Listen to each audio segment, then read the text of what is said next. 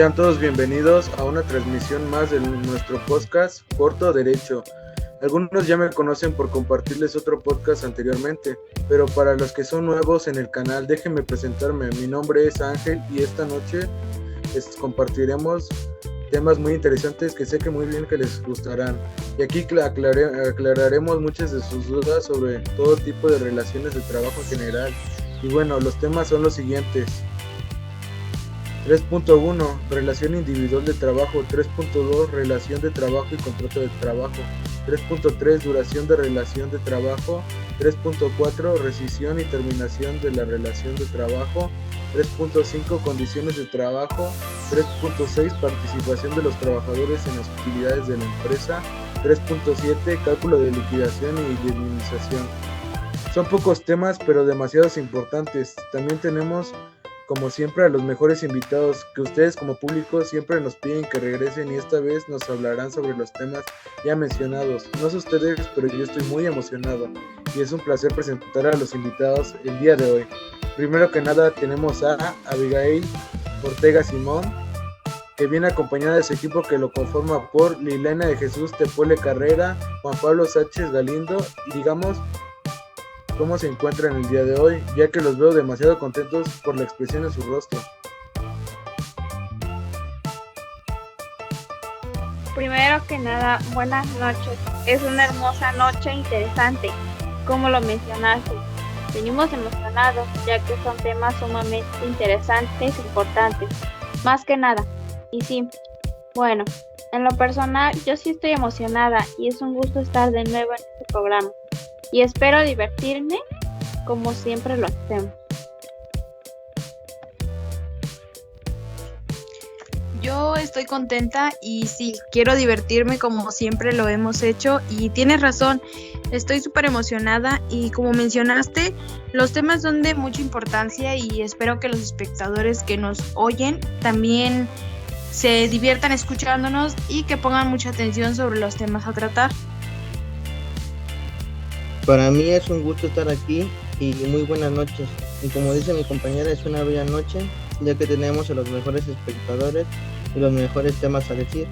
Estoy muy contento de estar aquí con todos ustedes. Para ser sincero, pensé que tardarían mucho tiempo en volvernos a invitar. No pensé que solo se tardarían una semana, pero gracias por confiar en nosotros y en la información que les haremos. Nuestros espectadores, como ven, están muy emocionados y no hay que hacerlos esperar más. Empecemos con el primer tema, relación individual de trabajo. Bueno, como lo hemos mencionado ya anteriormente, tocaremos primero el tema relación individual de trabajo. Esto ya no suena algo interesante, ya que si nos ponemos a analizar, esto va a tratar sobre todas nuestras obligaciones que debemos seguir como trabajadores. Pero ojo aquí, que muchas veces pueden sobrepasarse los encargados de empresa, administradores o patrones, violando cada uno de estos derechos, sin siquiera saberlo. Claro, y por eso es de suma importancia que conozcan al pie de la letra cada una de las situaciones que no debes permitir como trabajador, y así poder tener la seguridad de que lo que exiges es algo hablado por una ley u artículo marcado desde un escrito. Gracias por su presentación y en serio es un gusto tenerlos aquí, pero quería saber si me podrían contestar mi primera pregunta dentro del podcast en cuanto al primer tema sobre la relación individual de trabajo. ¿Qué nos podrían decir sobre este tema? Primero que nada, hay que saber que en una relación individual de trabajo,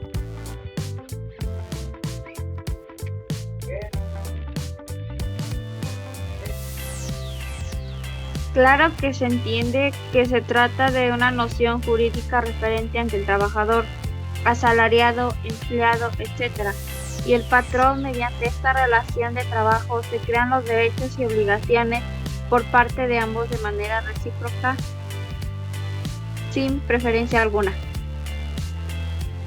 Para ser exacto, se entiende por la relación de trabajo cualquiera que sea el acto que le dé origen, la presentación de un trabajo personal subordinado a una persona mediante un pago de un salario, Y conforme a esta definición queda claro que no es dominante la existencia de un contrato de trabajo para que exista efecto sobre una relación de trabajo. Pero no puede existir un contrato de trabajo que no origine una relación de trabajo, porque la existencia presupone un acuerdo de voluntades por escrito, como de manera táctica o incluso verbal. En eso también concuerdo contigo, Pablo, pues es importante saber, compañeros, que el no quedar en un contrato formal nos trae muchas consecuencias, tales como el ejemplo que les acabo de mencionar, como recolección o cultivo de frutas o verduras, ya que regularmente la fruta o verdura no siempre garantiza que del todo va a haber para la recolecta, y esta se maneja por temporada regularmente, así que si no quedaron y formaron un contrato como tal, te deslinda de muchos derechos que tenías como trabajador, tal así como que te bajen el sueldo por cualquier motivo o no tengas un pronóstico de cuánto exactamente trabajarás para dicha empresa. Claro, por eso es de suma importancia conocer que dentro de la relación individual de trabajo se complementan con estos artículos, ya sea el 20 y el 21 de la Ley Federal de Trabajo, que no hacen distinción entre contrato y relación de trabajo. Se refieren indistintamente a uno y a otra, como si fueran sinónimos. Así que veamos más claro sobre lo que hablan ambos artículos. En el artículo 20 se entiende por relación de trabajo cualquiera que sea el acto que le dé origen a la prestación de un trabajo personal subordinado a una persona mediante el pago de un salario. Contrato individual de trabajo, cualquiera que sea su forma o denominación, es aquel que por virtud del cual una persona se obliga a prestar a otra un trabajo personal subordinados mediante el pago de un salario. En el artículo 21 se presume la existencia del contrato y de la relación de trabajo entre el que presta a un trabajador personal y el que lo recibe. De los textos y artículos anteriores, como bien hemos hablado, se infiere que basta que exista una prestación de servicios para que se entienda que hay un contrato y que aunque no se haya firmado, la carga de la prueba la tiene el patrón.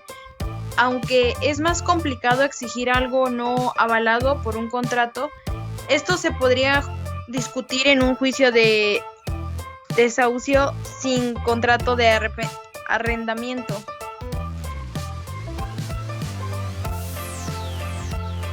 Es por eso, compañeros y público en general, que deben de considerar que siempre deben de quedar en un contrato, ya sea ustedes ofreciendo un trabajo para alguien y que queden programados los hechos en ello, o de igual forma si van a pedir algún tipo de trabajo a corto o largo plazo y se eviten de muchos problemas, o al menos les sea más factible exigir lo que les corresponda marcando por la Ley Federal del Trabajo.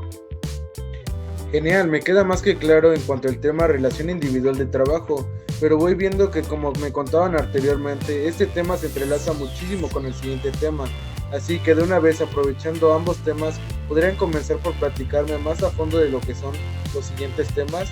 ¿Qué se entiende por relación de trabajo y contrato de trabajo? Claro que sí. Mira, la relación de trabajo, como ya lo habíamos mencionado en nuestro primer tema que expusimos, es el contrato que hace una persona la cual sea gratificada por su labor y desempeño en el trabajo mediante un salario.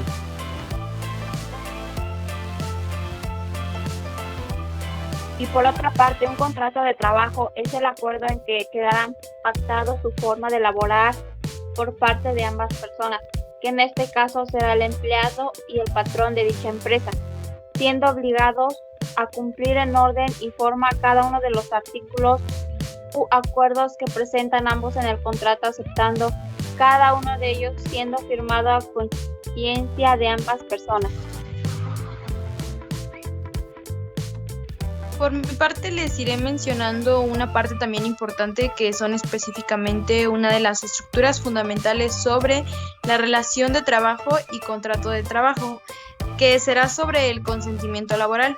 Fíjate que antes de comenzar es un tema bastante interesante, ya que veremos que lo es mi apreciada audiencia. A continuación te plantaré la idea sobre una persona con el conocimiento de ello y veremos más o menos de lo que trata esto. Pues según Mario de la Cueva, presume que para que la relación de trabajo o contrato de trabajo sean valiosos, se requiere que las partes sean capaces, es decir, que tengan aptitud para cumplir con la obligación del contraída por el contrato. Una vez que se determina que existe la capacidad, es necesario que la persona también que celebra el acto jurídico no esté sujeta a factores que vicien su voluntad. Es decir, que la declaración de la voluntad corresponda verdaderamente a los deseos de la persona. En caso del derecho de trabajo, el único vicio del consentimiento que contempla la ley es el dolo. Esto entendido como todo artificio empleado para inducir a una persona a que tenga un falso concepto de la realidad. Este se presenta cuando el trabajador o sindicato donde permanezcas atribuyan aptitudes, facultades o capacidad a un trabajador y no las tiene. Entonces, como podemos analizar su forma de ver el tema de vicios del consentimiento laboral, concordamos en que son aquellos que no cumplen con lo que marca el contrato como tal, siendo así que lo identifica como una causa de invalidez del contrato. Esto con la intención solo de adulterar o falsear la voluntad de quien lo haya realizado. Muy bien, ¿y me podrían platicar si hay más subtemas dentro del tema que me estén presentando ahora? Claro que sí, hay todavía más, así que escuchen con atención. Es importante que también saber muy bien de más cosas que dejamos pasar por desapercibido, como lo es la relación de trabajo. ¿Sabías que acaso alguna vez de esto? Si no es así, muy bien, porque ahora sabrán de qué es lo que trata y estén preparados y muy atentos en cuanto a sus contratos laborales por firmar a futuro. Respecto a la duración del empleo, la Ley Federal de Trabajo determina que en el artículo 35 las relaciones de trabajo pueden ser por obra o por tiempo determinado o por tiempo. A falta de estipulaciones empresas, entonces la relación será por tiempo indeterminado.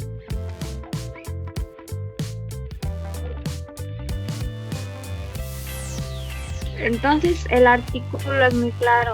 Si no se señala el término, se entiende que el plazo de tiempo es indeterminado. Y en este caso será válido si algún trabajador quiera por su propia cuenta no seguir laborando en dicha empresa, o se puede aplicar un despido también por parte del jefe, justificadamente, marcando que no tiene como tal establecido el tiempo que pertenezcas a la empresa para seguir laborando en ella. Por ello es muy importante saber que hay diferentes tipos de contratos y saber muy bien qué es lo que acordaremos para trabajar, y es importante leerlos muy a fondo y no nada más firmar por firmar. Así que ojo aquí. Wow, así que me tratan de decir que entonces no existe solamente un contrato como tal para todos los trabajadores por igual. Claro, aunque parezca impresionante, también es válido eso. Por eso es que es muy importante saber que existen diferentes tipos de contratos marcados a conveniencia, a como quieran llegar en su tipo de convenio. Ambas personas, tanto el que firmará el contrato, que es el empleado, y como el que lo está otorgando para servirle, que se refiere al patrón. Wow, desconocía totalmente de esto. Qué bien que lo hacen saber de esta manera. Así tendremos muy en cuenta esto que nos acaban de platicar en cuanto a los contratos. Pero vamos, compañeros, síganme platicando, que otros temas más tienen por platicarnos. Sigan alimentándonos de todo lo que saben y estén por aportar aquí. Nos escucharemos con atención y con mucho gusto siempre.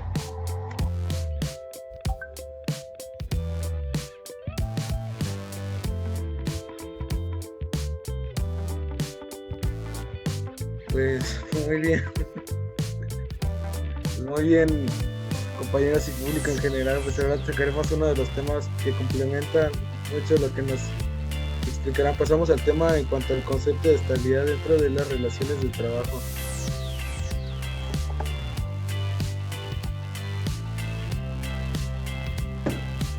De acuerdo, yo comenzaré por explicarlo como bien marcan. La estabilidad en el empleo, en esencia, un derecho elemental que se adquiere como desde el momento en que se inicia la relación de trabajo. A partir de ese instante el patrón queda legalmente, entre comillas, impedido para separar el trabajador o terminar el vínculo laboral sin las formalidades de la ley, sin causa justificada que pueda demostrar, sino observar las formalidades que dispone la parte final del artículo 47 de la Ley Federal de Trabajo. Se presume injustificado el despido, salvo a la prueba de lo contrario. Por otra parte, si en el juicio corresponde el patrón no prueba la causa justificada del despido, deberá cubrir al trabajador sus indemnizaciones de la ley y en ese caso, así lo desea el trabajador, reinstalarlo. Por eso es importante saber también que no todo es color de rosa. En una empresa se pueden poner en juego muchas cosas como tus derechos, tanto como lo que les pertenezca a ellos. Una jugada mal y todo se les echa para atrás. A cualquiera de las dos personas que debaten sus derechos tanto como trabajador como patrón de la empresa. Muy bien, mis queridos administradores, pero bueno, ¿podrían también proporcionarme algo sobre salarios? Ya que esto suele ser de mucho conflicto también entre el personal y los patrones. Era una de las informaciones que más me intrigan de saber. Claro que sí. Entremos a uno de los temas más interesantes, a mi parecer, para cualquier público en general, ya que hablaremos del salario. Siendo así, cualquiera nos gustaría saber mucho más de ello, sobre qué es lo que nos corresponde como nuestro gran derecho de trabajador, y aquí te lo haremos saber.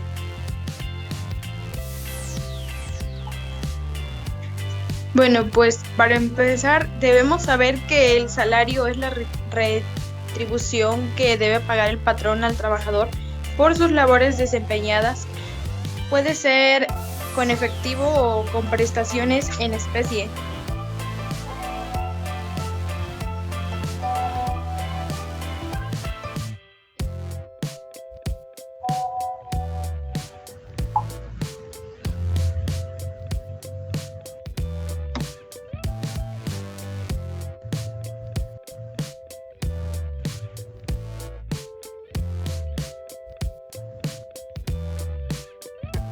El salario se integra en efectivo por cuota diaria, gratificaciones, percepciones, comisiones o prestaciones de cualquier tipo que se le otorgue al trabajador por su desempeño en el trabajo. El salario a continuación se clasificará en salario mínimo, pago mínimo, que el trabajador debe recibir en efectivo. Salario general se establece para una o varias áreas geográficas de aplicación que pueden extenderse a una o varias entidades federativas. Salario profesional se fija y rige para una rama determinada de industria, del comercio o para profesiones especiales en varias zonas económicas. Salario industrial es el que se ajusta al tipo de actividades y servicios característicos de las diversas empresas o fuentes de trabajo. Salario remunerador es la retribución cuantitativa justa de acuerdo con las condiciones de trabajo.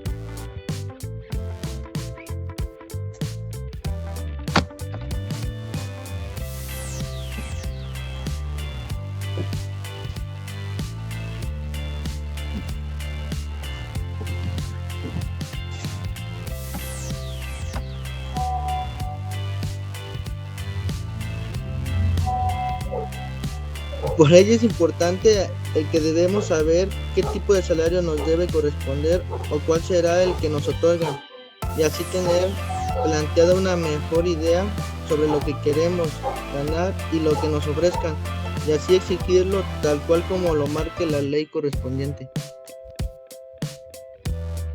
Genial, qué interesante saber de todo esto en cuanto al salario. Me fue muy importante y quiero suponer que también para los demás, ya que es algo por lo que hemos pasado todos.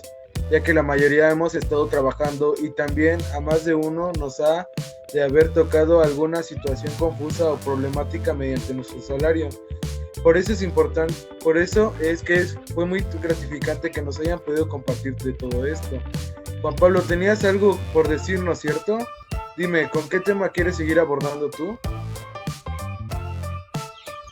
Así es. Bueno, de momento quiero que pasemos también a algo muy importante que les quería hacer mención para hacerles saber que cada trabajador tiene que conocer lo que verdaderamente es jornada laboral, ya que con se tiene mucho tipo de conflictos y problemáticas, ya que se debate mucho lo que es jornada completa o media jornada, ya que muchos patrones no suelen respetarla. Así que primero interpretaré entonces lo que es una jornada laboral. ¿Me permitirían explicarlo?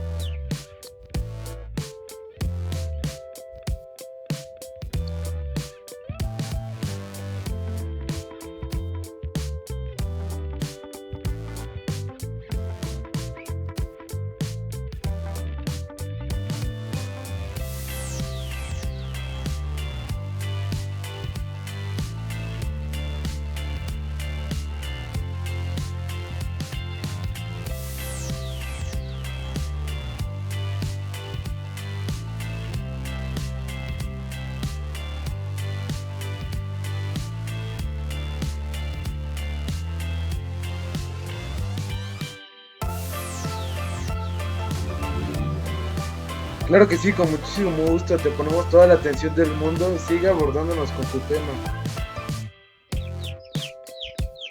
Es el tiempo durante el cual el trabajador está a disposición del patrón para prestar su trabajo. Existen solamente 8 tipos de jornadas laborales, las cuales se les hará saber en un momento. Más que nada para que conozcan solamente lo que está establecido en cuanto a la ley. Y que si les proponen alguna otra, ustedes estén enterados en lo que solamente existen. Están marcadas 1. Jornada diurna, es de 6 a las 20 horas. 2. Jornada nocturna, es comprendida de las 20 horas a las 6 horas con una duración de 7 horas solamente. 3. Jornada mixta. Esta está formada por 2 periodos, uno nocturno y otro diurno, pero el nocturno debe ser menor a 3 horas y media, porque si pasa de este turno se contará como jornada nocturna. 4. Jornada continua. Aunque la ley no la define de manera precisa, el artículo 63 estipula que durante la jornada continua de trabajo se concederá al trabajador un descanso de media hora por lo menos. 5. Jornada discontinua. Como su nombre lo indica, en esta jornada el trabajador puede disponer del tiempo intermedio. Aquí la jornada se divide y si el trabajador no se presenta en cualquiera de sus horarios correspondientes, incurre en falta injustificada. 6. Jornada extraordinaria. Obedece a circunstancias de urgencia o la importancia del trabajo que requiere prolongar el dato máximo legal del trabajo por día. 7. Jornada humanitaria. En los casos siniestros o de riesgo en que peligra la vida del trabajador, de los compañeros o incluso del patrón, o la existencia misma de la empresa, la jornada del trabajo podrá prolongarse por el tiempo estrictamente indispensables para evitar esos males. 8. Jornadas especiales. Es aquella en la que el trabajador está a disposición del patrón y puede ser diurna, nocturna o mixta. Por la exclusión se infiere que todas las demás jornadas de trabajo establezcan la Ley Federal del Trabajo se consideran especiales. Por ello es muy importante saber qué tipo de jornada nos corresponderá a trabajar en una empresa formalmente, para saber si las horas que nos corresponden y en caso de no ser así, cuándo te aumentarán las horas. Cobrarías con todo el derecho del mundo como hora extra y de esa manera hacer válido nuestro tiempo que corresponda para laborar. Genial, no cabe duda que cada vez me impresionan más con los temas con los que me complementan todo este podcast. Apenas es el inicio y se va poniendo bueno. Tengo entendido que después de abordar temas anteriores que en el que acabamos de quedar, por último pasaremos al último subtema de relación individual de trabajo y contrato, pasando al subtema de relación laboral. Así que vamos, cuéntenme de qué se trata todo esto. Claro que sí. Ahora pasaremos con nuestro último subtema dentro de los temas que acabamos de exponer para platicar hasta aquí con ustedes, público, y aquí el servidor presente que se encarga de llevar las preguntas en cuanto al podcast. Qué tensión, ya que entre todos nuestros compañeros y su servidora hemos tocado muchos temas de suma importancia. Así que cerraremos por último con esto. Hablaremos nada más y nada menos que de la terminación de relación laboral. Como lo indica Mario de la Cueva, las causas de terminación se dividen en dos. La primera, el mutuo consentimiento, y la segunda, las circunstancias ajenas a la voluntad del trabajador y del patrón. Entonces entendemos que por mutuo consentimiento, las partes de común acuerdo pueden finalizarla, por ejemplo, por muerte del trabajador, la relación termina. En cambio, si el patrón muere, no necesariamente concluye la relación, pues podría haber un patrón sustituto por terminación de obra o vencimiento de plazo, como los artículos 36, 37 y 38 de la Ley Federal del Trabajo, por incapacidad física o mental, o bien por inhabilidad manifiesta del trabajador que haga imposible la prestación de trabajo. Supongo que todo esto es por lógica. ¿Tendrá algún tipo de consecuencia? Y si es así, ¿qué consecuencias nos podrá traer todo esto? Claro, estás en lo correcto. Por ello te hablaré sobre la consecuencia de la terminación. En la consecuencia de terminación por mutuo consentimiento, el patrón está obligado a pagar lo que deba, pero esto sin tener necesariamente responsabilidad indemnizatoria, pero el liquidado de tal manera por todo el tiempo que trabajó y perteneció por parte de la empresa. Es muy importante tener muy en cuenta todo esto sobre el tema de terminación laboral, ya que existen acuerdos, como lo indicamos recientemente, sobre las circunstancias ajenas a la voluntad del trabajador y del patrón, ya que muchas cosas o situaciones externas a la vida laboral suelen inferir entre nuestros compromisos laborales, y no por ello quedaremos siempre en mal con las personas con quienes cerramos tratos o acuerdos, siempre y cuando el consentimiento sea por parte de ambos y se pueda cerrar de una buena aclaración y diálogo para interferir entre los contratos, compromisos laborales, etc.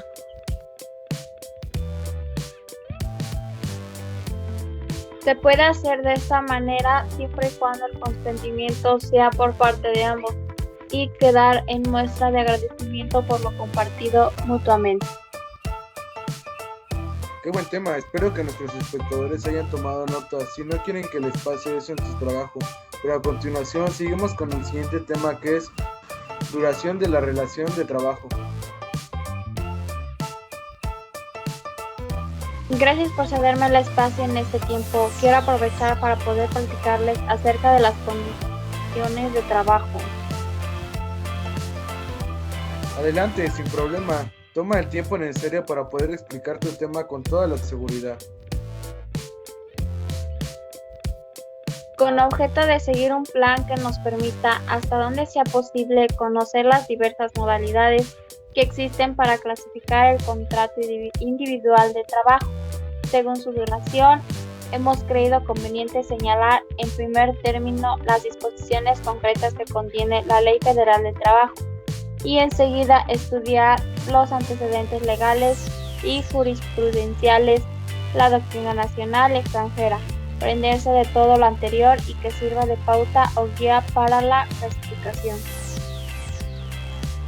Al discutirse la Ley Federal de Trabajo, comentada, el sector patronal presentó algunos puntos de vista por estimar que en muchas ocasiones el contrato de trabajo se celebra al regreso del titular del puesto, o sea, trabajador de planta, como en los casos de ausencia por cualquier circunstancia y el trabajador hace la situación tiene el carácter de eventual, sea contrato por tiempo determinado o bien por contrato sujeto al regreso del titular del puesto. Y ahora quisiera saber en sí lo que contiene la ley federal. Comenzaremos por señalar lo que la Ley Federal del Trabajo establece. Las relaciones de trabajo pueden ser para obra o tiempo determinada. A falta de estipulaciones expresas, la relación será por tiempo indeterminado. Más adelante se contiene una disposición de minas que carezca de minerales costeables o para la explotación de minas abandonadas o paralizadas. Pueden ser por tiempo u obra determinada o para la inversión del capital determinado.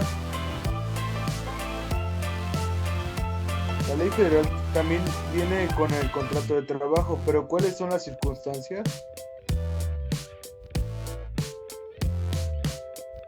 Claro, el contrato de trabajo solo se podrá celebrarse por tiempo determinado cuando así lo exija su naturaleza, lo que se desprende de las siguientes circunstancias. Cuando lo exija la naturaleza del trabajo que se va a prestar. Segundo, cuando tenga por objeto sustituir a otro trabajador. Tercero, en los demás casos previstos por esta ley.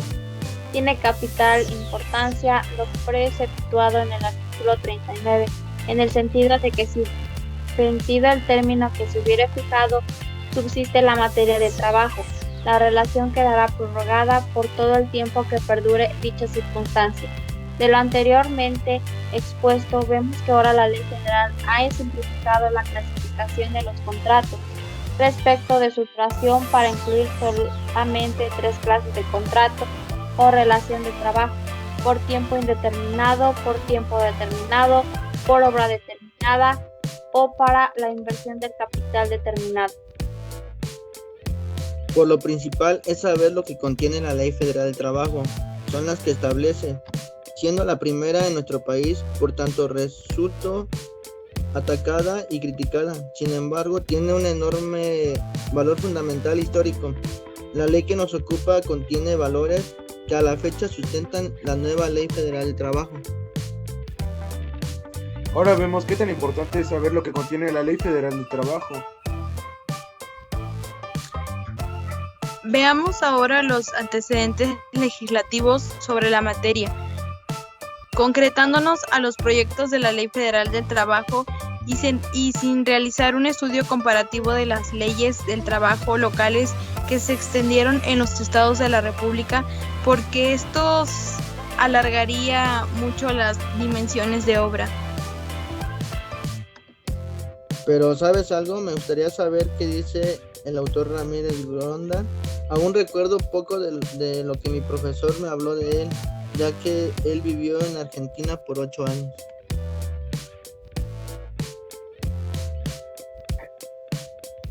Bien, Ramírez Gronda, comentando la ley argentina, considera 2 formas principales de contratación: de tiempo indeterminado y de tiempo determinado o contrato a plazo, dando primacia naturalmente a la primera de estas formas de contratación en atención a que las organizaciones comerciales e industriales modernas precisan colaboradores permanentes capaces de suministrar a la organización de que se trata la mayor parte, si no toda, de su actividad profesional. La ley argentina, sin embargo, adscribió los contratos a plazo al mismo régimen legal de los contratos a plazo fijo para renovarlos de concluirlos, según el autor que comentamos. Uno de los elementos que contribuyen a caracterizar el contrato de trabajo es la continuidad, pues se considera que si se presentaran relaciones puramente ocasionales, se estaría en presencial de las llamadas locaciones de servicio, en sentido propio. La jurisprudencia argentina, dice Ramírez Gronda, ha considerado justificado distinguir no solamente entre trabajadores permanentes y ocasionales, sino también entre actividades periódicas y permanentes, y considera que una cosa es el trabajo esporádico, transitorio u ocasional, y otra es el periodo irregular, aunque no sea constante y continuo. Pues no obstante lo anterior, no podemos negar la trascendencia de nuestra legislación laboral de 1931 en las modificaciones e innovaciones favorables a nuestra ley laboral en vigencia. Bueno, necesito que el público escuche un ejemplo. Un ejemplo menciona que si un trabajador es llamado cada año por el patrón,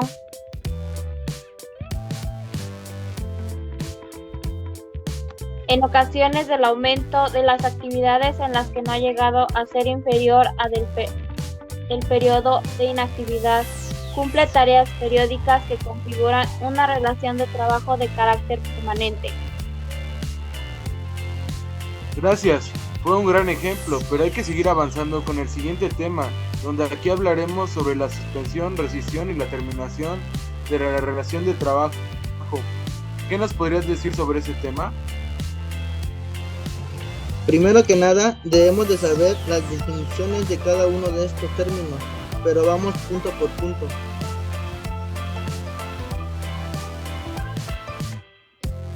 Claro, primero hay que hablar sobre la suspensión en una relación de trabajo. Tienen mucha razón, y a todos los que nos escuchan les vendría bien saber sobre la definición de cada una, para que nos podrían decir sobre la suspensión. Bueno, la Ley Federal de Trabajo no define la suspensión temporal de las relaciones de trabajo, pero una institución que tiene por objeto por conservar la vida de las relaciones, suspendiendo a la producción de sus efectos, sin responsabilidad para el trabajador y el patrón, cuando adviene alguna circunstancia distinta de los riesgos de trabajo que impide al trabajador la prestación de su trabajo. Es decir, que conviene resaltar que en la sustitución ambas partes dejan de estar obligadas. Quiere decir, el patrón no está obligado al pago del salario y el trabajador no tiene que prestar su servicio.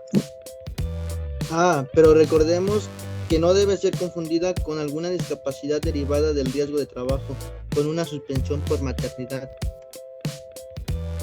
Pero, ¿cuáles son las causas para que haya una suspensión? Las posibles causas de suspensión se encuentran establecidas en el artículo 42 de la Ley Federal. Una de ellas es enfermedad contagiosa del trabajador. Esto se trata de una medida de prevención para poder proteger la salud de los demás trabajadores de la empresa u organización. Y el trabajador enfermo está obligado a notificar al patrón y el patrón está obligado a decretar la suspensión. En caso de no hacerlo, el resto de trabajadores pueden negarse a seguir trabajando con el argumento de poder contagiar a los demás.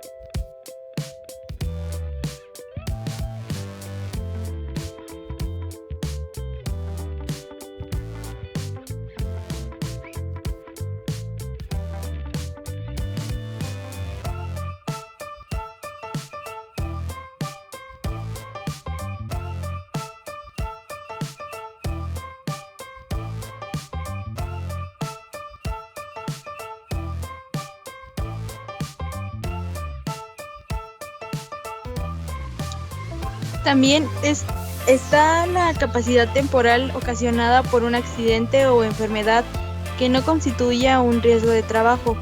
Puede darse en situaciones ajenas o toda actividad profesional del trabajador que lo incapaciten temporalmente para el desempeño de su actividad.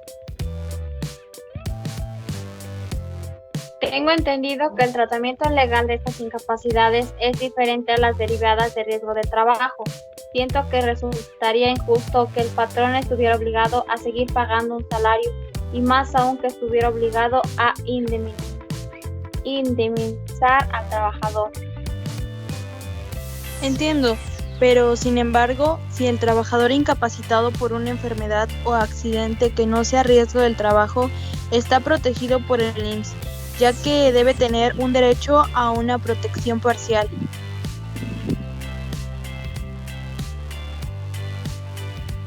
Sí, pero el trabajador debe dar un aviso al patrón y demostrar su incapacidad mediante su certificado médico, o este podría ser despedido justificadamente.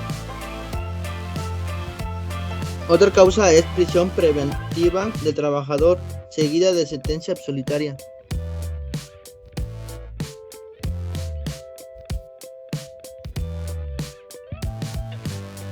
En esta causa tengo entendido que el patrón no está obligado a pagar el salario del trabajador que ha sido detenido por su presunta acción de un delito y por lo tanto el trabajador no podría realizar sus actividades y esta suspensión puede convertirse en rescisión, que es un tema que hablaremos más adelante. Claro, pero el trabajador es encontrado culpable o condenado por la acción del delito del que se le acusó. Genial. ¿Y cuánto dura esta suspensión? Esta suspensión dura desde el momento en que el trabajador acredite estar detenido o a disposición de la autoridad competente y hasta que cause ejecutoria su sentencia absolutoria, debiéndose presentar a trabajar dentro de los 15 días siguientes a la terminación de la causa de la suspensión. También tenemos la suspensión arresto del trabajador. Esta causa de suspensión está basada en la situación de hecho que impide al trabajador prestar sus servicios en virtud de una sanción de tipo administrativo o judicial por falta de menores. Es decir, que en esta suspensión el trabajador no tiene la obligación de pagar el salario del trabajador. Un ejemplo común son las situaciones que se realizan por el exceso de alcohol, permitidos al conducir, el alcoholímetro. Aunque de hecho, en mi opinión, cuando uno debe de manejar, no debe de estar en estado de ebriedad, sin importar la cantidad de alcohol ingerido, ya sea por la protección de uno mismo como para terceras personas. Y en estas situaciones, cuya sanción es un arresto de 12 a 32 horas, suponiendo que este arresto se realizara en días hábiles, el patrón estaría exento del pago del salario. Y por último, tipo de suspensión sería la de falta de documentación necesaria para la prestación del servicio, siempre que sea imputable al trabajador.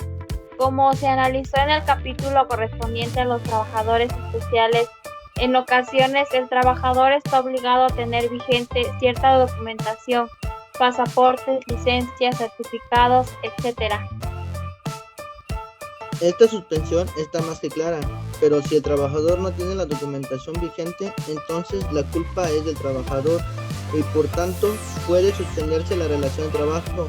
Y esta suspensión se inicia cuando el patrón tenga conocimiento del hecho y pueda prolongarse hasta por 2 meses. Muy interesante, pero ¿qué tal si nos platican sobre la rescisión? Claro, y empezando por su definición, la rescisión es la disolución de las relaciones de trabajo, decretada por uno de sus sujetos, cuando el otro incumple gravemente sus obligaciones. Y permite que trabajador o patrón en cualquier momento pueda rescindir la relación de trabajo, sin incurrir en responsabilidad siempre que exista una causa justificada.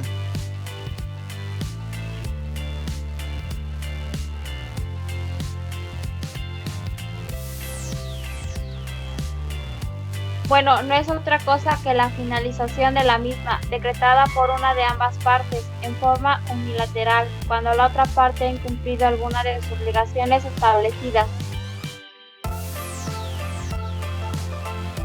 Tengo entendido que tiene 3 características indispensables. A nuestros espectadores, y me incluyo, nos gustaría que nos platicaran sobre estas. Claro que sí, con mucho gusto. Pues solo hay 3 que vienen siendo la unilateralidad, la potestativa y por último la formal.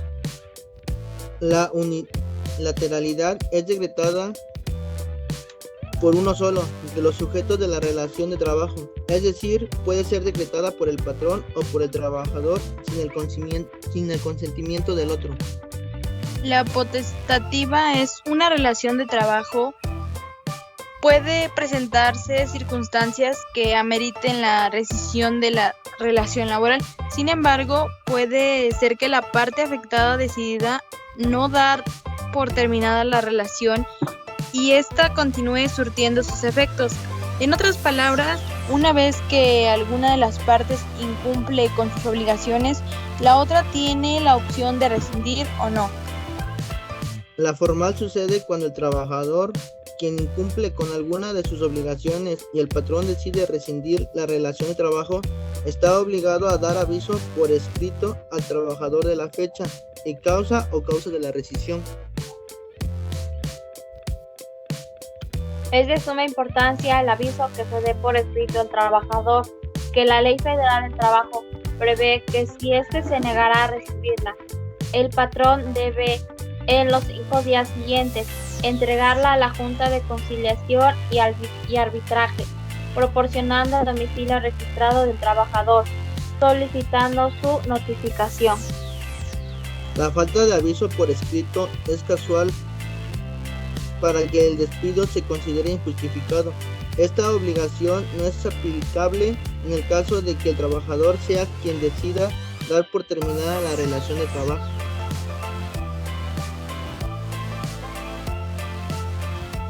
Ya veo, sí está bien definido. Y bueno, seguimos con la terminación de la relación de trabajo. ¿Qué nos podrían decir? La disolución de las relaciones de trabajo por mutuo consentimiento o como consecuencia de las interferencias de un hecho, independiente de la voluntad de los trabajadores o de los patrones, que hace imposible su continuación.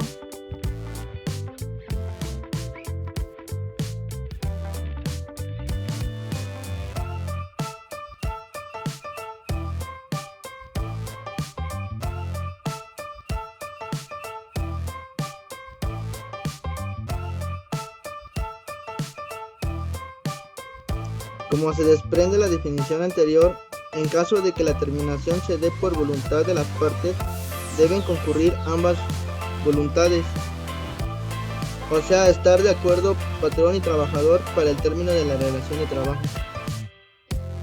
Sin embargo, la propia definición señala que la terminación también puede darse por circunstancias totalmente ajenas a la voluntad de ambas partes. Por ello es necesario conocer las causas legalmente aceptadas para la terminación de las relaciones de trabajo.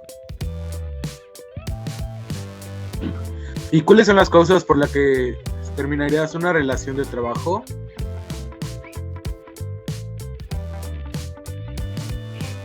Son las siguientes: el mutuo consentimiento de las partes, la muerte del trabajador, la terminación de la obra o vencimiento del término o inversión del capital, incapacidad física o mental o inhabilidad manifiesta del trabajador que haga imposible la prestación del trabajo.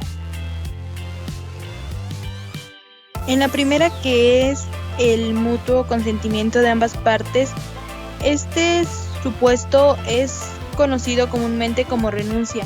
Y el trabajador decide generalmente separarse de su trabajo, presentando la renuncia al patrón y éste decide si la acepta o no. En el mercado laboral actual, la práctica de firmar renuncias sin fecha o documentos en blanco desde el momento de la contratación se ha vuelto muy frecuente. Claro, y de esta forma, en el momento en el que el patrón decida terminar la relación de trabajo, contará con un documento que lo exime de juicios y eventuales pagos por pagamento de indemnizaciones por despido.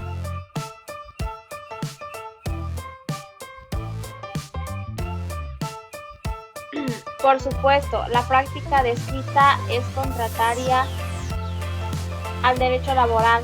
Sin embargo, la falta de empleos obliga a los trabajadores a aceptar esas condiciones anormales e incluso ilícitas.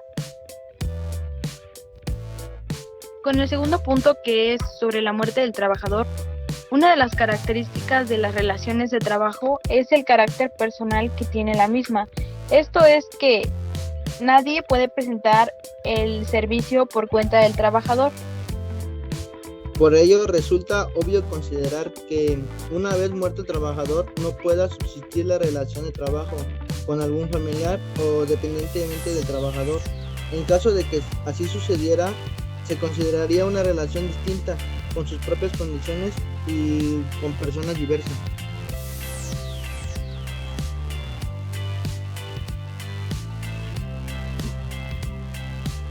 Vaya, lo que nos acaban de platicar es muy importante y espero que nuestros espectadores hayan puesto mucha atención.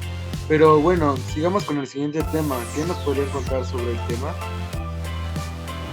Bien, Abigail, ahora viene el tema de condiciones de trabajo, me supongo.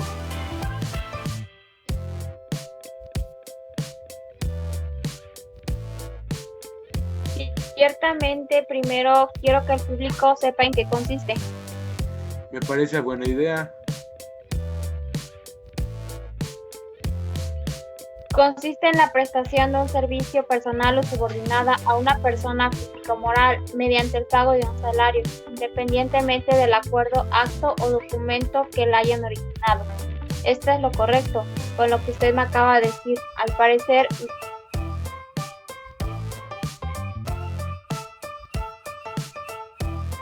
quiero tomar varios minutos porque hablaré de temas consecutivos. Cualquier duda estoy a sus órdenes.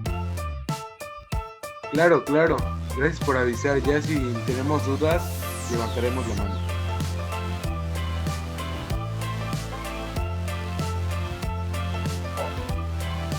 Comienzo las jornadas de trabajo. Se regulan en los artículos 58 al 68. Fue uno de los derechos más prominentes que se conquistaron con los movimientos obreros de principio del siglo, ya que si recordamos las jornadas de trabajo eran infrahumanas, excesivas, costaban de 12, 18 horas hasta 20 horas diarias. Eran las jornadas que se conocían como de sol a sol. Al surgir los grandes movimientos, tanto políticos, económicos como trabajadores de principio del siglo, los trabajadores mexicanos pidieron una jornada de trabajo más justa. Y fue en la Constitución de 1917, cuando se reguló que fueran de 8 horas y además se conquistaron otros derechos inherentes a la jornada, conceptualizando a la jornada de trabajo conforme a lo que se dispone en la ley. Es el tiempo durante el cual el trabajador está a disposición del patrón para prestar su trabajo. Ha pasado el tiempo en que ahora sí se aplican las leyes. Nos damos cuenta que las horas que trabajan las personas en años anteriores era demasiado, gracias a nuestra ley que ahora se aplica, y es menos el tiempo del que una persona pueda prestar sus servicios y así poder ser justos con los empleados. Existen algunos tipos de jornada que son diurna, comprende de las 6 a 20 horas, que son en total 8 horas. Nocturna comprende de las 20 horas a 6 horas, en total son 7 horas. Mixta comprende periodos de ambas, solo que si se excede de 3 horas y media más se entenderá como jornada nocturna de 7 horas y media. Se concederá al trabajador un descanso de media hora por lo menos. Si el trabajador no puede salir del lugar donde presta sus servicios durante las horas de descanso, le será computado este tiempo como tiempo efectivo. Si sucede algún siniestro o riesgo inminente en la empresa, el trabajador está obligado a prestar su auxilio al patrón o a sus compañeros a fin de evitar más daños. Las horas que labore le serán retribuidas como horas de jornada ordinaria.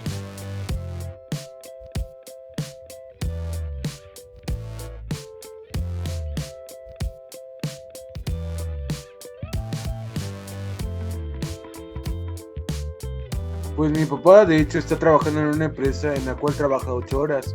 Tiene un buen patrón porque les paga las horas extras, ya que ahora nadie es justo. Enseguida te explicaré qué tanto por ciento debe ser pagada las horas extras. Claro, me imagino que mi papá ahora nos está escuchando. Saludos para él. Jornada extraordinaria. Este tema es de gran controversia, ya que se debe delimitar exactamente cuándo operan las horas extras y cómo se deben pagar, cuáles son sus gravables y cuáles no. En fin, son varias las apreciaciones que se deben hacer al respecto, así que surgen cuando existen circunstancias extraordinarias que son de los detalles técnicos y materiales que sujetan al trabajador a estar a disposición del patrón para prestar su trabajo y no se tenían contempladas en la rutina normal de trabajo. Si un trabajador es contratado para que en 8 horas realice la actividad de ajustar 200 tapas de acumulador y en el transcurso del día se requieren horas extras porque no se tenía considerada esta circunstancia extraordinaria, el patrón debe dar la autorización por escrito. Se tiene que ajustar a las siguientes normas. A. Se podrá trabajar horas extras siempre que no se excedan de 3 horas diarias ni de 9 horas a la semana, pagando las horas extraordinarias con 100% más de salario que corresponda a las horas de jornada. Se dice que la prolongación del tiempo extraordinario que exceda de 9 horas a la semana se pagarán al trabajador con un 200% más del salario que corresponda a las 8 horas de jornada. Cada hora de tiempo extraordinario se paga con un 100% más de la cantidad que se paga por una hora de la jornada ordinaria. Es decir, si por una hora de la jornada ordinaria se pagan 30 pesos, por cada hora extraordinaria se pagan 60 pesos. Sí, yo también tengo día de descanso, de hecho. Muy bien, ahora te explicaré acerca de los días de descanso y algunos subtemas importantes. Viene lo mejor para los trabajadores. Días de descanso. El derecho mexicano recogió las dos instituciones, los días de descanso y las vacaciones, cuyas finalidades son defender mejor la salud de los hombres, contribuir a la convivencia familiar y conmemorar las determinadas acontecimientos o fiestas tradicionales, y se contemplan 3 tipos de descanso que son 1. Descanso semanal, 2. Descanso obligatorio, 3. Vacaciones. Tengo entendido que el descanso semanal, conforme lo dispone el artículo 69, por cada 6 días de trabajo, el trabajador de un día de descanso, por lo menos, con goce de salario íntegro. Finalidad del descanso semanal. Es de carácter filosófico y ya que el cuerpo humano necesita periódicamente un descanso para reponer la fatiga del trabajo diario. Es de orden familiar porque permite la convivencia en el hogar y es de naturaleza social y cultural, ya que el descanso hace posible la relación con otras familias, asistir a algún espectáculo o dedicarse a la actividad que más les guste. Por cada 6 días de trabajo disfrutará el trabajador de un día de descanso, por lo menos, con goce de salario íntegro, para poder así terminar los pendientes de aquel trabajador. Más que nada, pasar el tiempo con la familia y a los que no lo tienen, un descanso o diversión. Pero por otro lado está la determinación del día de descanso o séptimo día. Para determinar cuál es el día de descanso indicado para cumplir con las finalidades de este, se toma en cuenta lo que dice el artículo 71. En los reglamentos de esta ley se procura que el día de descanso semanal sea el domingo, no sin antes mencionar que ambas partes pueden convenir en que el día de descanso semanal será cualquiera. El salario del día de descanso, en los casos de que el salario se fija por mes, debe considerarse que en él está incluido el de los días de descanso. Si el salario es por unidad de obra, se aplica la regla del artículo 93, salarios mínimos, por lo que debe promediarse el salario del último mes para determinar el salario diario y pagar así el del día del descanso. Si el trabajador no presta sus servicios todos los días de la semana porque así lo ha convenido o bien por falta a su trabajo de uno o más días, tendrá derecho a que se le pague la parte proporcional del salario de los días de descanso, calculando sobre el salario de los días trabajados.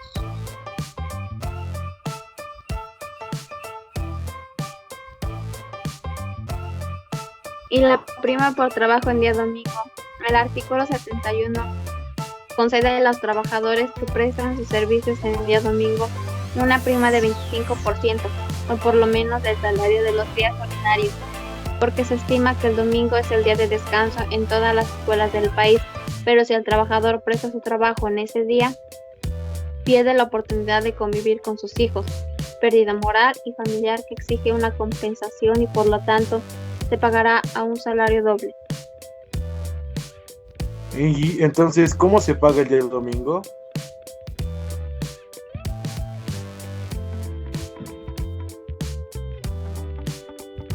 Si el trabajador trabaja el domingo y es festivo, entonces se le pagará lo siguiente: su salario ordinario, salario doble por ser día de descanso obligatorio por la ley, prima del 25% adicional sobre su salario diario o ordinario. Gracias por tu aportación a tan grandioso tema, pero a continuación se hablará sobre la participación de los trabajadores en las utilidades de la empresa. Estamos a punto de terminar este programa, pero mientras hablaremos de un tema muy interesante que se llama participación de los trabajadores en las utilidades de la empresa. Adelante, por favor. Primero que nada, es importante que la participación de los trabajadores en las utilidades, o como es comúnmente llamada, PTU. Pues mira, el derecho de los trabajadores de recibir una parte de la utilización generada con su participación o esfuerzo. Esto nos da a entender que las utilidades son parte de las ganancias de una empresa que un trabajador recibe anualmente por prestar su trabajo y son un derecho que los trabajadores tienen dentro de la empresa y es obligatorio cumplir. Excelente, pero hay muchas empresas que no cumplen esto, ¿no es así? ¿Hay algún fundamento en el que se afirme que es obligatorio el pago de las PTU, pertenencias de utilidades, en una empresa? Por supuesto, en primer lugar está la Constitución Política de los Estados Unidos Mexicanos, que se encuentra en la fracción cuarta, apartado A, en el artículo 123, y nos dice: los trabajadores tendrán derecho a una participación en las utilidades de las empresas. También la Ley Federal del Trabajo es un fundamento en el que afirma que el pago de las PTU es obligatorio. Artículo 117. Los trabajadores participarán en las utilidades de las empresas de conformidad con el porcentaje que determine la Comisión Nacional para la Participación de los Trabajadores en las Utilidades de las Empresas. Tanto la Constitución como la Ley Federal del Trabajo son fundamentos necesarios para exigir el pago de las utilidades a los trabajadores. Aunque en muchas ocasiones algunas empresas no cumplen con este derecho que tienen los trabajadores, es muy importante el pago de estas, pues trae consigo muchos beneficios y motiva a los empleados a mejorar la productividad, a poner mayor desempeño en sus labores y pues claro, gracias a este pago ayuda a mejorar el ingreso económico de las familias, lo que resulta beneficioso para la empresa.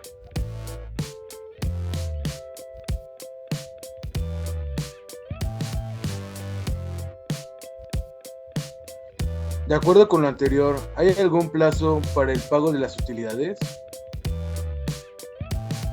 Que yo sepa, se deben entregar entre mayo y junio, ¿no es así?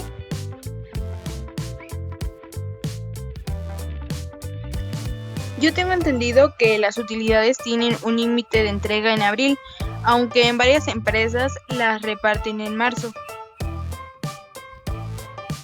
Según la Ley Federal de Trabajo nos dice que El reparto de las utilidades entre los trabajadores deberá efectuarse dentro de los 70 días siguientes a la fecha en que se deba pagarse el impuesto anual, aunque esté en trámite objeción de los trabajadores. Es decir, los patrones deben repartir las utilidades después de pagar el ISR anual a más tardar el 30 de mayo, en el caso de las y los trabajadores que laboran para una persona moral, mientras que las personas que trabajan para una persona física deberán recibir el pago a más tardar el 29 de junio. Vaya, eso sí no lo sabía. Aunque no lo creas, hay empresas que no están obligadas a pagar este tipo de derechos.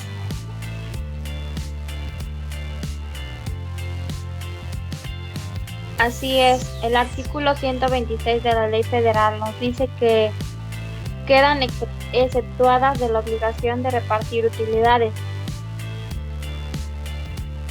Primero, las empresas de nueva creación durante el primer año de funcionamiento. Segundo, las empresas de nueva creación dedicadas a la elaboración de un producto nuevo durante los 2 primeros años de funcionamiento.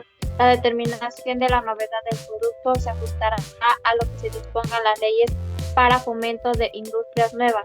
Tercero, las empresas de industria extractiva de nueva creación durante el periodo de exploración.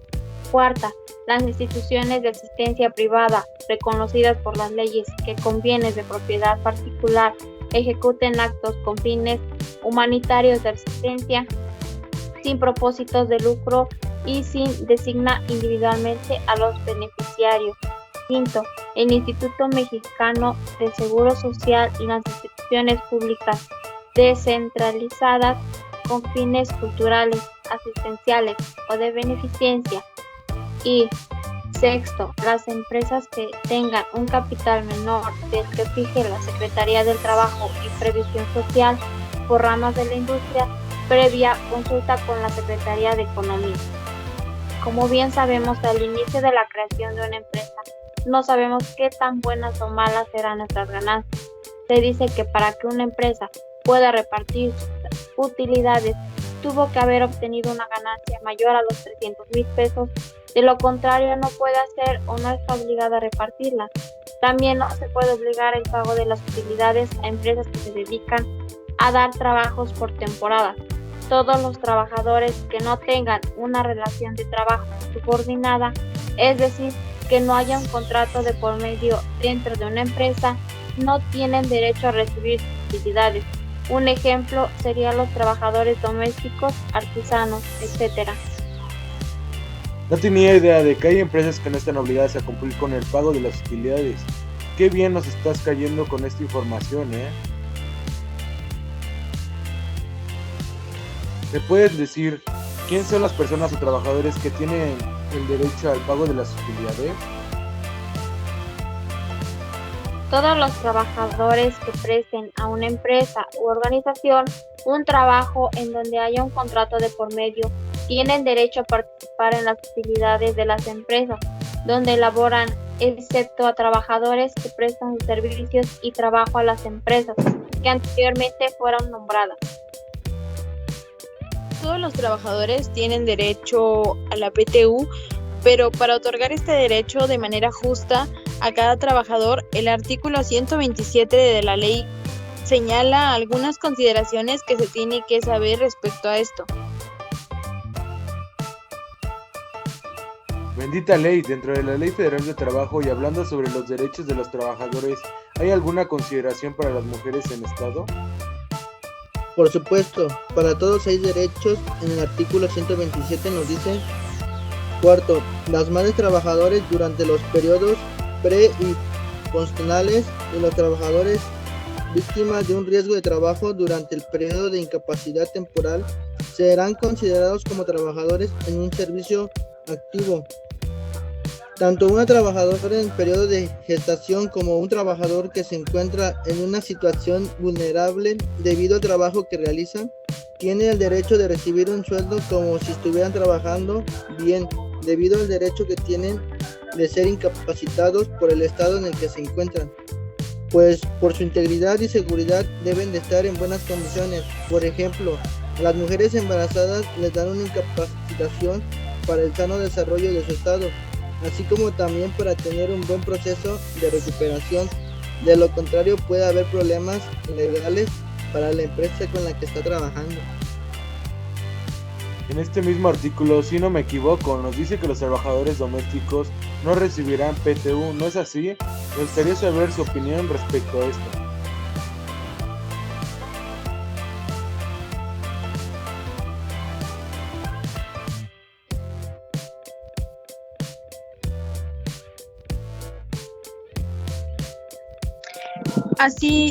Así es, parte del artículo 127 nos habla de eso. Primero, los trabajadores domésticos no participarán en el reparto de las utilidades. Pienso que estos trabajadores no reciben las PTU debido a que no forman parte de una organización o empresa, pues como anteriormente se había platicado, las personas que tienen derecho a las utilidades son personas que forman parte de una empresa u organización que genera una ganancia mayor de los 30,000 pesos. Opino lo mismo, pero no sean justos que este tipo de trabajadores no tengan ese derecho, pues como sabemos es un trabajo digno que tiene que ser reconocido como los demás. Para concluir con este tema, me gustaría saber cómo es que se reparten las utilidades. Guiándonos nuevamente con la Ley Federal del Trabajo del artículo 123, la utilidad repartible se dividirá en dos partes iguales. La primera se repartirá por igual entre todos los trabajadores, tomando en consideración el número de días trabajados por cada uno del año, independientemente del monto de los salarios.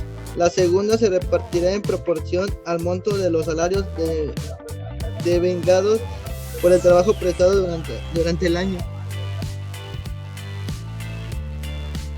Los días trabajados que deben tomarse en cuenta para el reparto de utilidades son todos los días en los que se trabajó según la ley, así como también tomando en cuenta los días en que hubo incapacidades temporales por riesgos de trabajo, periodos prenatales y postnatales, descanso semanal, vacaciones y días festivos, permisos con goce de sueldo, permisos por desempeñar comisiones sindicales.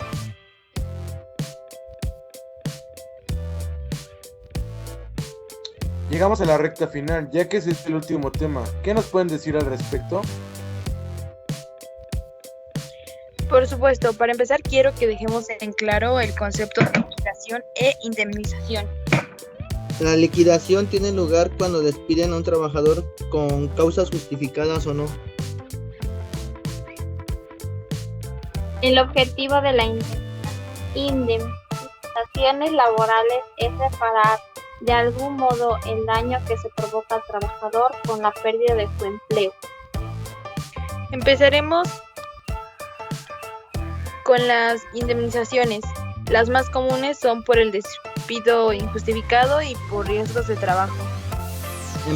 Empezando por el despido injustificado dicha por la Constitución Política de los Estados Unidos Mexicanos, nos dice en el artículo 123 constitucional, apartado A, fracción 22, el patrono que despida a un obrero sin causa justificada o por haber ingresado a una asociación o sindicato o por haber tomado parte en una huelga lícita, estará obligado a elección del trabajador a cumplir el contrato o a indemnizarlo con el importe de 3 meses de salario.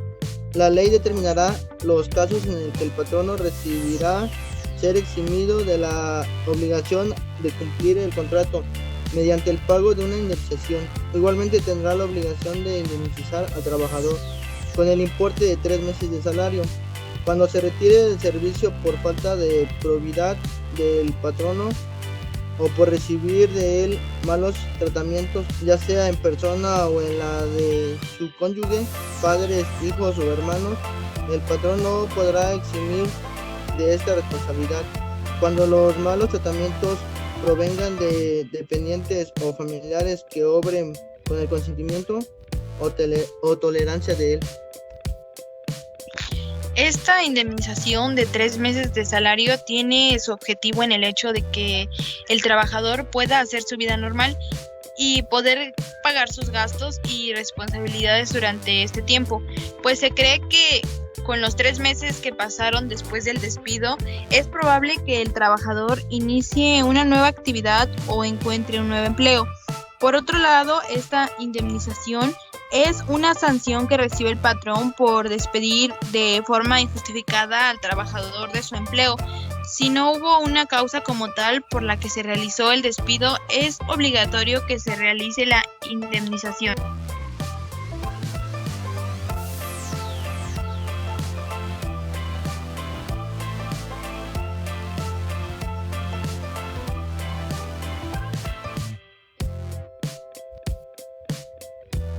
Como mencionamos antes, la indemnización laboral por despido injustificado se compone de la siguiente manera: 3 meses de salario constitucional, 20 días por año laborado. A esto tendremos que sumar el importe correspondiente al tiempo que lleva trabajando el colaborador en la empresa y el tipo de contrato. Si se trata de un trabajador con un contrato de mayor a un año en la empresa, debe recibir el importe de los salarios de 6 meses correspondientes al primer año y de 20 días por cada uno de los siguientes años trabajados. Por ejemplo, si el colaborador lleva 2 años laborando en la empresa, le corresponde una indemnización del salario de 6 meses y 20 días de salario, sumándole a estos los 3 meses de salario constitucional. Interesante, pero ¿por un riesgo de trabajo?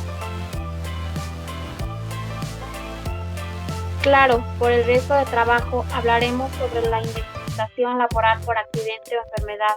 Antes debemos saber que estos riesgos pueden ser muy leves o graves, ocasionando una incapacidad. ¿De verdad? Platícame, ¿cuáles son estos tipos de incapacidades?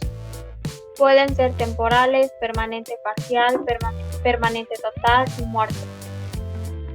Ahora bien, según el artículo 123, apartado A, fracción 14ª de la Constitución mexicana, dice: los empresarios serán responsables de los accidentes de trabajo y de las enfermedades profesionales de los trabajadores, sufridas con motivo o en ejercicio de la profesión o trabajo que ejecuten. Por lo tanto, los patrones deberán pagar la indemnización correspondiente, según que haya traído como consecuencia la muerte o simplemente incapacidad temporal o permanente para trabajar.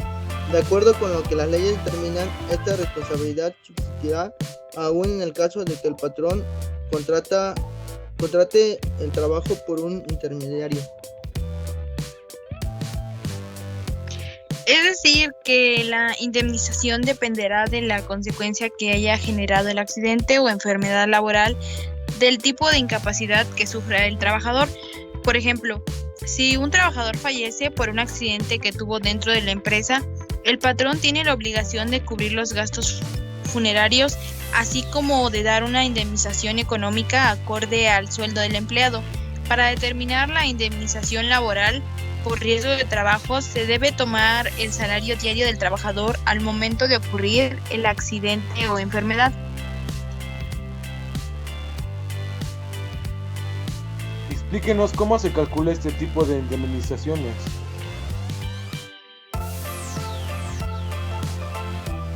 Para poder explicar ese tipo de indemnizaciones, nos guiaremos con la Ley Federal del Trabajo. Empezaré con incapacidad temporal. El artículo 491 de la Ley Federal del Trabajo nos dice que, artículo 491, si el riesgo produce al trabajador una incapacidad temporal por la indemnización, consistirá en el pago íntegro del salario que deje de percibir mientras subsista la imposibilidad de trabajar. Este pago se hará desde el primer día de la incapacidad. Una incapacidad temporal consiste en la pérdida de facultades o que imposibilita totalmente a una persona para desempeñar su trabajo por algún tiempo. Este pago se toma en cuenta desde el primer día de la incapacidad. Otra incapacidad que forma parte de la indemnización es la permanente total.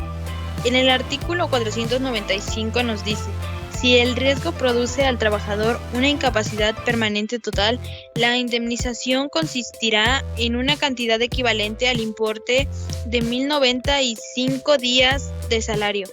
De acuerdo con lo que nos dice el artículo 495, la incapacidad permanente total es cuando una persona pierde sus facultades y le es imposible desempeñar un trabajo por el resto de su vida. Por ejemplo, un conductor profesional con una pérdida de visión. Este pago equivale a 1095 días de trabajo. Por último, les explicaré la incapacidad por muerte del trabajador. Cuando el trabajador fallece como consecuencia de un riesgo de trabajo, se indemnizará con 2 meses de salario por concepto de gastos funerarios. Indemnización equivalente a 5.000 días de salario sin deducir la indemnización que percibió el trabajador durante el tiempo en que estuvo en la incapacidad temporal. Además, los beneficiarios pueden reclamar vacaciones no pagadas, aguinaldo, prima de antigüedad y prestaciones.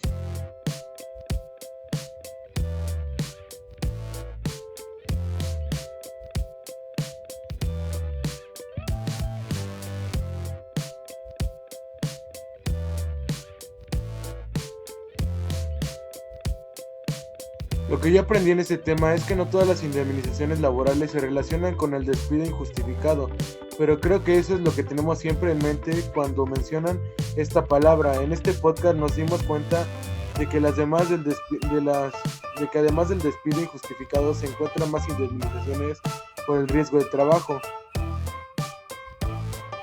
Me di cuenta que el objetivo de las indemnizaciones es reparar de algún modo el daño que se provocó en el trabajador con la pérdida de su empleo, pues al quedarse sin empleo y no poder llevar el sustento a su hogar, afectará a su futuro económicamente y el de su familia. Así que como también garantiza una comprensión económica para que el trabajador pueda hacer frente a sus gastos durante cierto tiempo, y lamentablemente se nos ha acabado el tiempo, pero tengo que decir que como conclusión, todo esto nos hace de gran suma importancia compartirles, ya que esto nos sirve de mucho en cuanto entras a la vida laboral, ya que como adulto, el que siempre te hagan ver tus derechos como correspondan, ya que como bien hemos mencionado anteriormente, hay muchísimas personas que desconocen de la más mínima información, que trabajan solamente por trabajar, y que de esta manera siempre van a llevar el sustento de cada día para su casa, siendo así que no les quede de otra más que acatar órdenes por parte de los patrones o gerentes. Por ello es importante que se retroalimenten de cada uno de los temas que venimos a compartirles mis compañeros y servidor presente. Nos agrada muchísimo la idea de poder compartirles un poco de todo lo que sabemos como administradores para los derechos que tenemos cada uno de nosotros como trabajadores dentro de cualquier empresa. Estos siempre tendrán que ser válidos sin distinción o excepción alguna. Todos jalamos para lo mismo, entramos dentro del mismo rubro, nada más que hay que tener bien en claro y presente toda la información tal cual como es, para poder aplicar como siempre con justa razón y no nada más hablar por hablar. No se dejen engañar con sus derechos anulados, exíjalos sin miedo alguno, luchen por lo que les corresponda. Y por el otro lado, para los futuros emprendedores con sus empresas, a futuro esto les servirá mucho para ir metiéndose poco a poco dentro de lo que es la realidad, lidiar y enfrentarse con cada una de las leyes a las que siempre estaremos expuestos a ser demandados o tener cualquier descuido en nuestra contra. Pero como bien sabemos, nadie es perfecto, todos tenemos errores, y quiero que sepan que de los errores estarán más que presentes en cada una de nuestras vidas. Nada nos enseñará mejor que ellos. Cuando caes y tocas fondo, pero siempre debemos tener en mente una frase que nos encanta muchísimo, mi queridísima audiencia, la cual la compartiremos. Podría quedarme algún día sin nada y ganarlo todo de nuevo. Es así como debemos de pensar siempre y llevarlo mucho en mente, y más por la cuestión de querer ser emprendedores en un futuro y ser nuestro propio jefe. Saber que no se obtiene todo de la noche a la mañana, y todo esto es a un largo proceso con tropiezos, obstáculos y dificultades. Como bien decía yo, no vamos a dejar de tener errores, pero sí, por lo menos en cuanto a nuestras críticas tan grandiosas que les podemos compartir en este podcast, mis compañeros y yo, más o menos se van adentrando y teniendo una noción de lo que son las leyes y así prevenirse para algunos. Algunos errores que desconocíamos como parte de ser encargados o patrón de una dicha enumeración de personas que exigirán cada una de sus leyes y lo que les corresponda.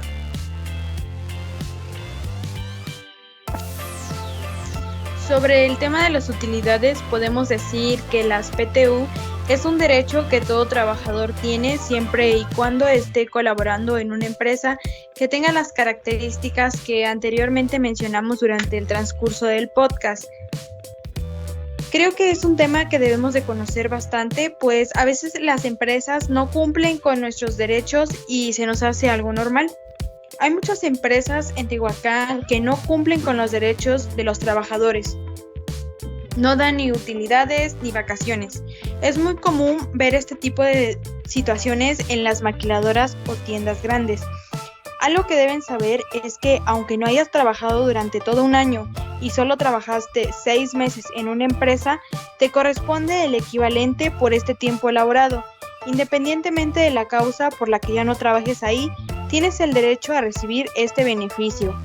Después de escuchar todo esto, puedo decir que uno de los objetivos principales del reparto de las utilidades es motivar a los trabajadores para un mejor desempeño dentro de las empresas. Por ejemplo, si yo veo que la empresa en donde trabajo respeta mis derechos y hace sus pagos puntuales, por obvias razones voy a hacer todo para conservar mi trabajo y poner todo mi esfuerzo. Así quedaría muy bien la frase, desquitar todo lo que nos dieron. Hay un tema que tocamos que me dejó un poco intrigada, pues decían que los trabajadores domésticos no tienen derecho a las utilidades. Eso se me hace injusto, pues es un trabajo digno y debe ser tratado como los demás. Pienso que eso tiene mucho que ver con el género, pues la mayoría de estos trabajos los practican las mujeres. Como saben, las utilidades no es un derecho que los trabajadores inventaron o algo así por el estilo. La Constitución Política de los Estados Unidos y la Ley Federal del Trabajo defiende este derecho y tiene que cumplirse, pues de lo contrario hay consecuencias.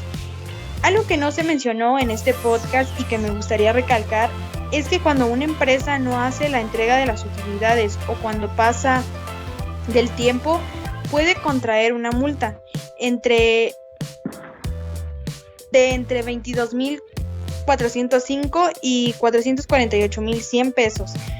Un dato interesante sobre las utilidades es que no se pueden renunciar a ellas, pues de lo contrario es un delito. A mí al parecer me fue de mucha ayuda, ya que todos aportaron muy buena información y de suma importancia, ya que hoy en día debemos de saber qué hacer y qué no hacer para no salir perjudicados en situaciones respecto al trabajo, ya que en algunas circunstancias se puede presentar una suspensión, rescisión o terminación de las relaciones de trabajo, y la Ley Federal del Trabajo contempla dentro de su artículo las causas que son justificadas para que esto se dé. Durante una relación laboral entre un empleado y su patrón puede hacer una suspensión. Claro que el trabajador no sería un buen beneficio, sin embargo para el patrón sí, ya que se libra de pagar un salario, pero uno como trabajador no nos gustaría eso. Por eso la información dicha anteriormente es de buena ayuda, ya que te indica qué derechos o qué es lo que uno debe de hacer en esos casos. Y los ejemplos más comunes son las incapacidades o por inasistencia. Lo bueno que la suspensión es temporal, así que no hay mucho de qué preocuparse, ya que regresarías a hacer tus actividades. En cambio, en la rescisión es un poco más distinta, ya que en esta sería un problema más grave, porque el trabajador está incumpliendo su deber por causas de delitos. Lo más común es que los trabajadores suelen llegar en estado de ebriedad, también llegan drogados, es decir, no se encuentran en sus 5 sentidos, y los castigos serían más severos, ya que aquí el patrón tiene el derecho de hacer que el trabajador sea despedido, y al trabajador no le quedaría más que pagar sus acciones. Y en una terminación es diferente, no le quedaría más que pagar sus acciones de trabajo, que ese trabajador, tanto como el patrón, esté de acuerdo que el trabajador deje de realizar sus actividades dentro de su organización. No es decir que ambos quedan en paz, O también está la causa de que el trabajador ya no pueda asistir, ya sea por discapacidad, es decir, que no está en condiciones de seguir laborando en dicha empresa y no queda más que dar por terminada su relación de trabajo, o la que es peor, ya que se trata de que si el trabajador resulta muerto. Ya sé, es una pena la pérdida de un empleo, si este resulta ser uno de los mejores trabajadores que el patrón tiene. En dicho caso de que el trabajador sea confirmado de que se encuentre sin vida, entonces el patrón debe de dar por terminada su relación laboral. Y me gustó estar con ustedes y me agrada que los espectadores estén interesados en informarse sobre todo esto. Es importante, recuerden investigar y no quedarse con dudas. ¿Y qué tal tu compañera? ¿Algo que tengas que aportar?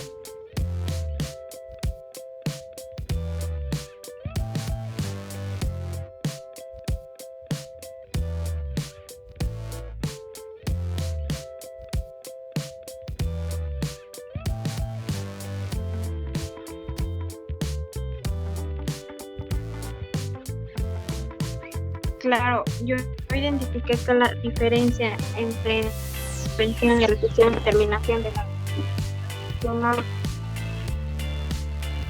laboral es que en casos habrá únicamente una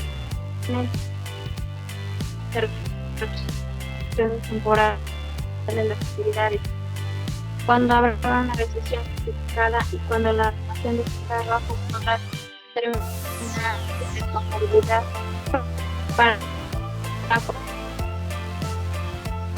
que interviene para la relación estipulada en nuestra ley federal del trabajo. He aprendido acerca de las que constituyen algunas ventajas y desventajas de los trabajadores y nosotros esta información que ni conocemos, información que he sacado de varios libros, temas que me han tocado, tiempo digno y socialmente útil. Al efecto, se promoverán la creación de empleos y la organización del trabajo conforme a la ley. Después de esto, hay que aplicarla en la vida cotidiana, más que nada en el trabajo que ustedes tengan ahora. La legislación mexicana garantiza condiciones de trabajo basadas en el principio de igualdad sustantiva entre mujeres y hombres y sin que puedan establecerse diferencias y exclusiones por motivo de origen étnico o nacionalidad, edad, discapacidad, condición social, condiciones de salud, religión, opiniones. También es importante saber aquello, pues así también los trabajadores quedarán obligados a prestar los servicios y tendrán derecho a que se les pague, independientemente del salario que les corresponda, por el descanso obligatorio, un salario doble por el servicio prestado. Eso sería de mi parte.